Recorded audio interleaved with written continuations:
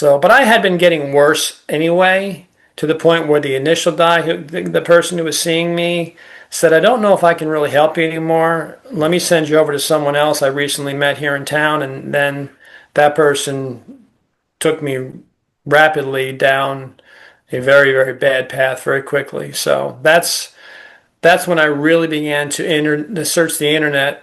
And again, back then we had dial-up, so it was a lot slower.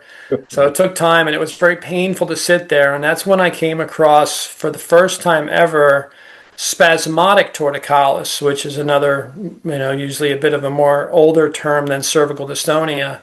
And that's the first time I ever heard the word torticollis, the first time I ever heard spasmodic torticollis, and the first time I ever heard dystonia.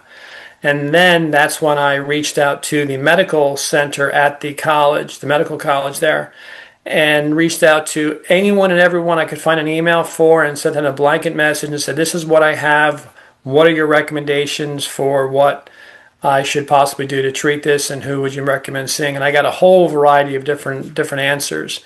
But at that point, I didn't really follow through with a whole lot because I was in too much pain beyond that occasional sitting at my computer. I was on the floor all day long rolling around, holding my head in my neck constantly because I could barely speak or breathe because I was constantly in. The pain I felt was similar to the pain you feel at the moment of an injury where it takes your breath away and completely stuns your body and you're just in shock. And it was being injured over and over and over and over and over. So at that point, it was mere survival.